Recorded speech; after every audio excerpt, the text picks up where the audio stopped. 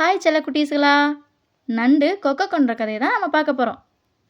ஒரு குளக்கரை கரையோரத்தில் கிளக்கொக்கு ஒன்று விசனமுடன் ஒத்த காலில் நின்றுட்டு இருந்துச்சான். துள்ளி கொண்டிருந்த மீனில் ஒன்றுக்கு சந்தேகம் வந்துச்சான்.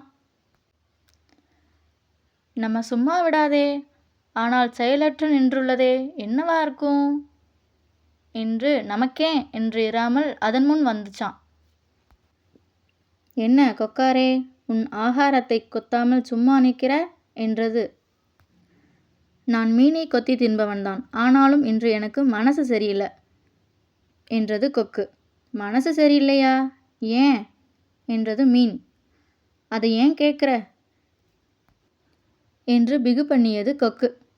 பரவாயில்ல, சொல்லுங்களேன், சொன்னால் உனக்கு திக் என்றாகும்.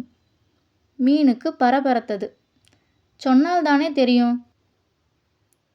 வற்புறுத்தி கேட்பதாலே சொல்கிறேன். இப்போது ஒரு செம்பவடன் இங்கே வரப்போறான் என்று இழுத்தது கொக்கு. வரட்டுமே, என்ன வரட்டுமே, உங்களையெல்லாம் ஒட்டு மொத்தமாக பிடிச்சு சென்றுவிட போகிறான். ஐயையோ! உடனே அம்மீன் உள்ளே சென்று விட்டது. சில நிமிடங்கள் ஆகியிருக்கும்.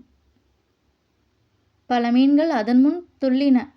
அது மட்டுமா, ஒட்டுமொத்தமாக நீயே எங்களையெல்லாம் அந்த அபாயத்திலிருந்து காப்பாத்தேன் என்று கெஞ்சின. அபாயம் சொன்னவனே உபாயமும் சொல்வான் என்று அவைகள் யோசித்து கொக்கிடம் உதவி கேட்டன. நான் என்ன செய்வேன்? என்னால் வேடனோடு சண்டை போட முடியாது. கிழவன் நான்.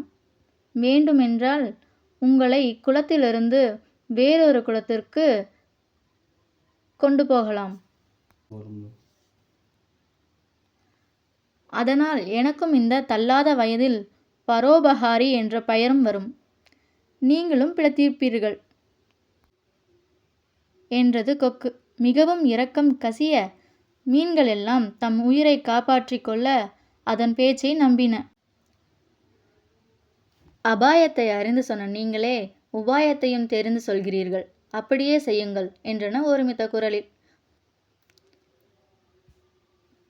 கொக்குக்கும் கசக்குமா காரியம்? நடைக்கு ஒவ்வொன்றாக குளத்தில் இருந்த மீன்களை எல்லாம் கவ்வி கொண்டு போய் சில மீன்களை தின்று மற்ற மீன்களை ஒரு பாறையில் உலர வைத்தது. குளத்தில் இருந்த நண்டு ஒன்று இதை கவனித்தது. அதற்கும் வேறு குளத்திற்கு செல்ல உள்ளுக்குள் ஆசை சுரந்தது. ஓ சீவகா குண்யனே, என்னையும் அவ்விடத்திற்கு கொண்டு போங்களேன் என்று கெஞ்சியது. வருங்காலத்தில் எதுவும் வலிய வரும் என்று உள்ளுக்குள் துள்ளி கொண்ட கொக்கு நண்டையும் கவ்விக்கொண்டு பறந்தது. பறக்கும்போது வழியில் மீன்களின் முள்ளுடல்கள் ஆங்காங்கே சிதறி இருப்பதை கண்டது நண்டு. அதற்கு பக் என்றது. அத்துடன் வேறு நீர்நிலைக்கு கொண்டு செல்வதாக கூறி மீன்களை தின்றுவிடும் கொக்கின் வஞ்சகம் நண்டுக்கு சட்டென்று புரிந்துவிட்டது. தன் நிலையம் அப்படிதானா? உயிராசையால் நண்டுக்கு ஒரு உபாயம் தோன்றியது.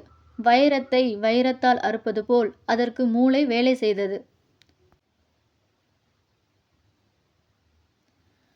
கொக்காரே, நீங்கள் என்மேல் இறக்கப்பட்டு எடுத்துக்கொண்டு வந்தீர்கள்.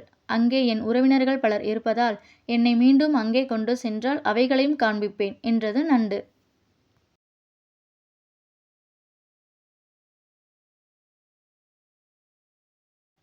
அப்படியா? இன்னும் இருக்கிறதா நண்டுகள்? எனக்கு உறவினர்கள் அதிகம், பல இருக்கின்றன.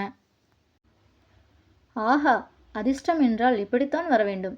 நம்பாடு யோகந்தான் என்று மகிழ்ந்த கொக்கு மீண்டும் நண்டை கவ்விக்கொண்டு பழைய குளத்தை நோக்கி பறந்தது.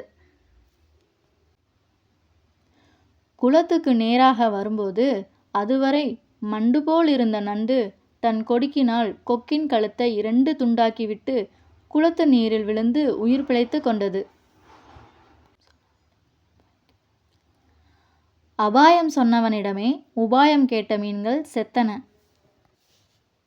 வஞ்ச மனத்தானின் உபாயமும் அபாயமே என்றறிந்து கொன்றுவிட்ட நண்டு பிழைத்தது.